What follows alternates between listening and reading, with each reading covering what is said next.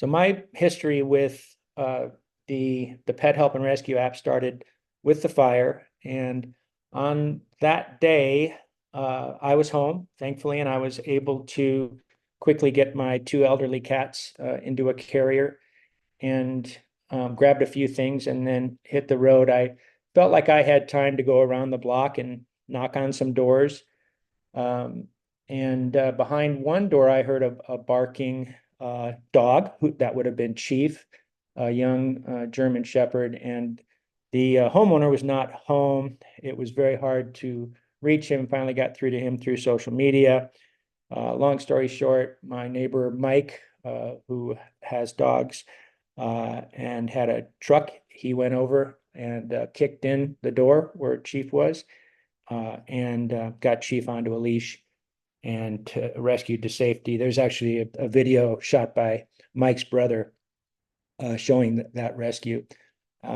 And the two things about that, one is that when I went around the block, unbeknownst to me, I wasn't aware that there were other animals who needed to be rescued. So in that one square block, I went by a cockatiel who was waiting for help. I went by there was a home with a turtle and a tortoise inside. There was another home with two dogs and a cat. There was another home with a cat, another home with a cat. That was one square block, and those are the only the ones I know about, and they all perished in the fire. And I'm hoping that this doesn't, trigger people, because I know you were all here, or most of you.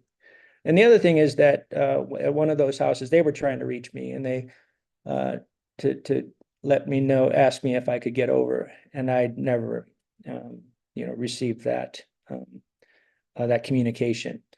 So those two incidents, that incident made it obvious to me. And, we develop apps. We're a nonprofit and we develop apps. And so it was obvious to me that if communication were easier during a disaster, if we focused on really what's probably as important as what's more important than anything is making sure your family's safe. And as Kiana said, these are our family members.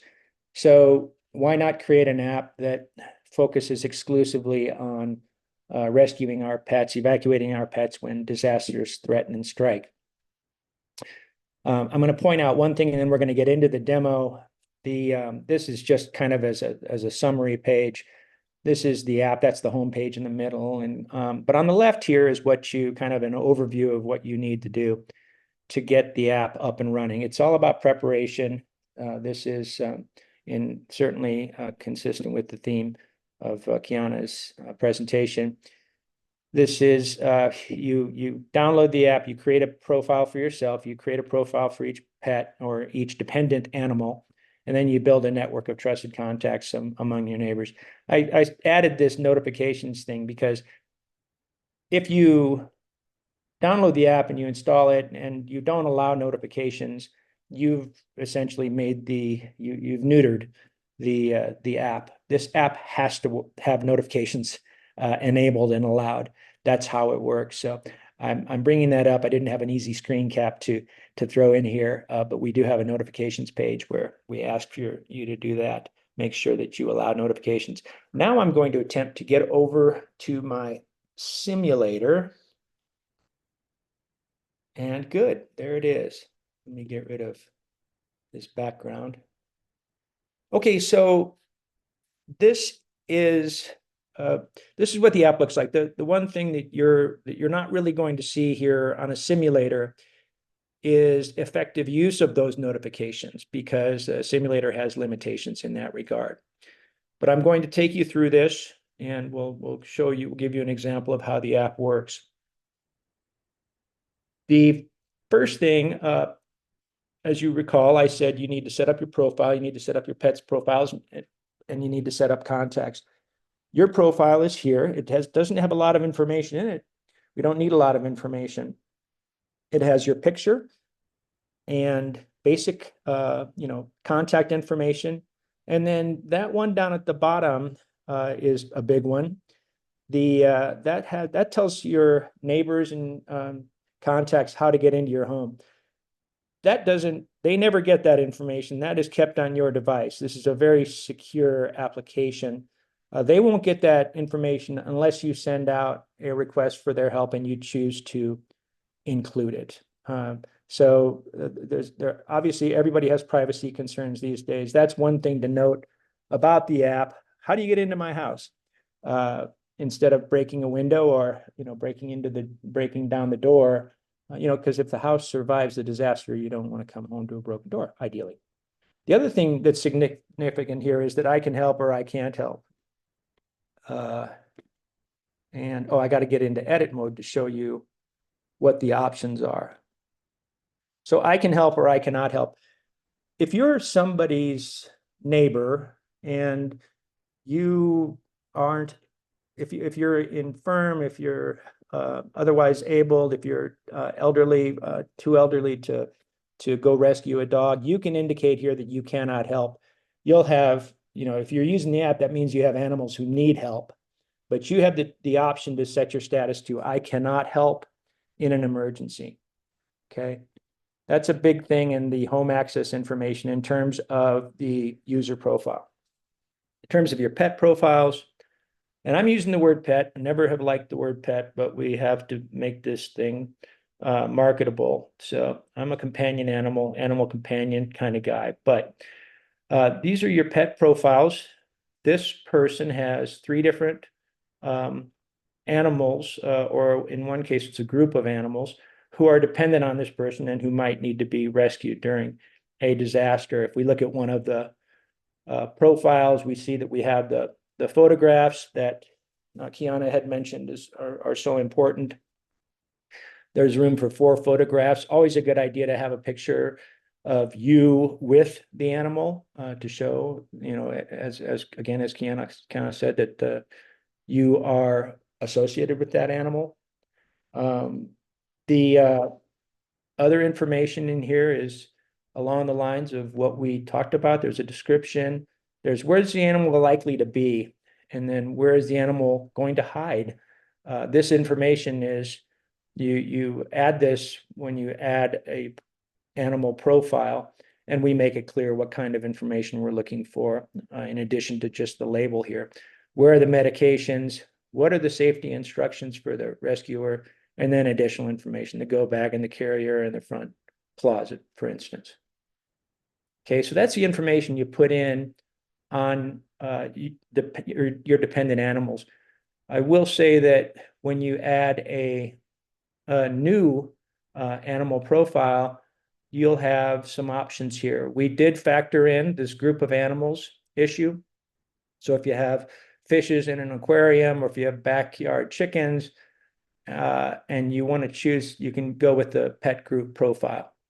And we make it clear then how many animals, we ask how many animals we have, give a name for the group. Not that that is going to make a difference really in the rescue situation. We ask for animal type. And these are the different types of animals that we are currently listing specifically. If you are outside of, if you have an animal that's outside of this list, you use the other field. And then the rest of the information is what you saw when I showed you Junebug's profile. And then the final thing, we talked about the user profile, we talked about the pet profiles. The final thing is your contacts. So, if you want to keep your pets safe, when disasters strike, you have to know your neighbors. On that day, there was nobody able to get into the neighborhood. Everybody was going the opposite direction. The only people who could help rescue the animals who were really easily able to were your neighbors who were home when the disaster struck. So you create a network of neighbors. You don't need to know a lot about them. You can find out, you can see their pet profiles through this, but these are your neighbors. Let me see if there's anything else I'm supposed to mention about them.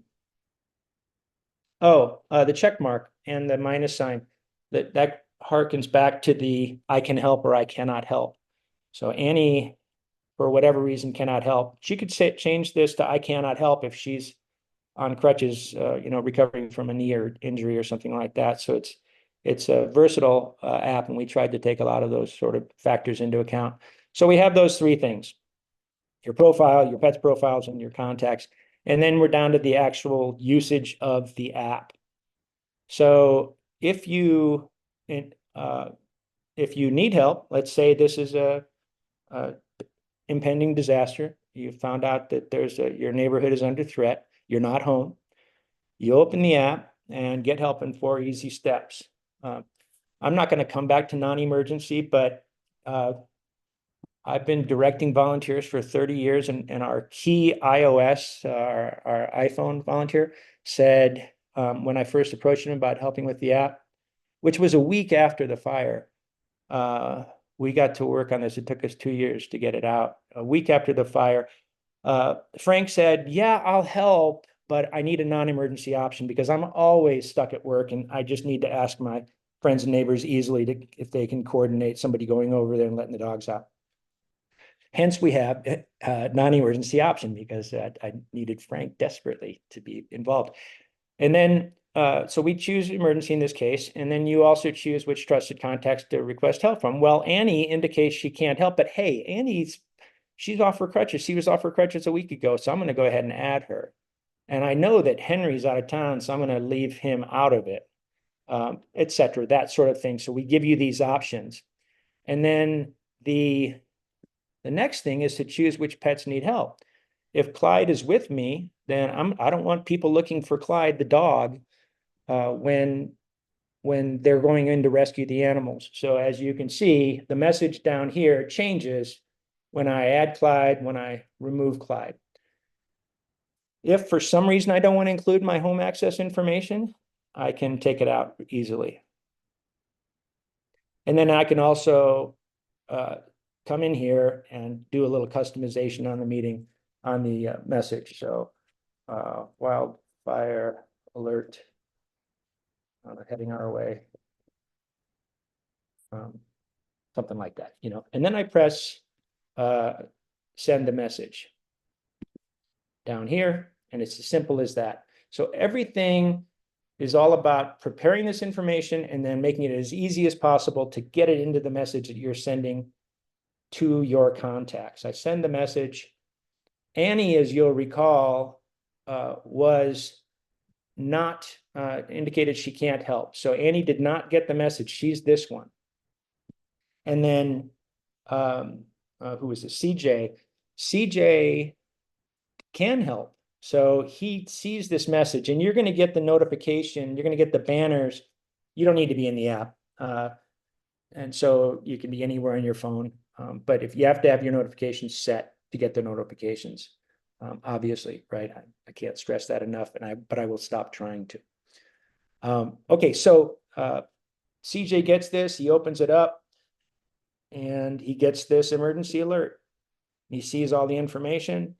We see that Clyde isn't in there. We see that the home access info. We see that the message that Bo added is in there, wildlife alert heading our way.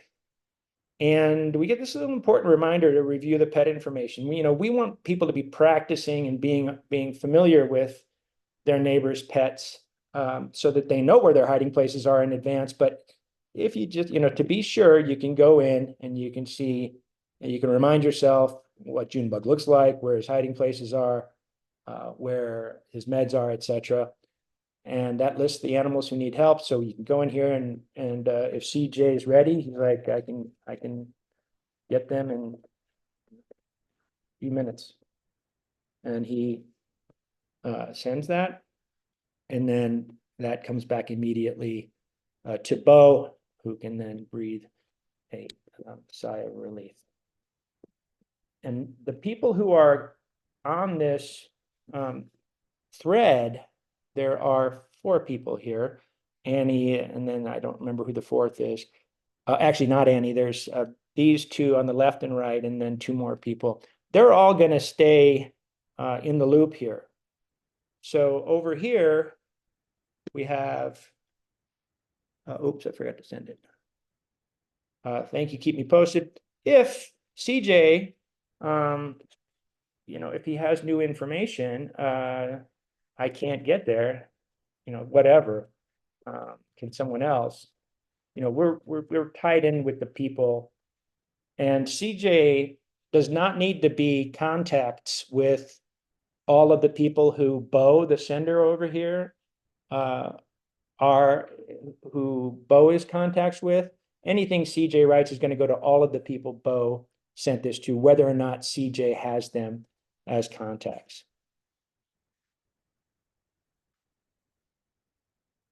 And then someone else writes in and says, yes, I want to leave this with a happy ending. So got it. Okay, so that is how the app works.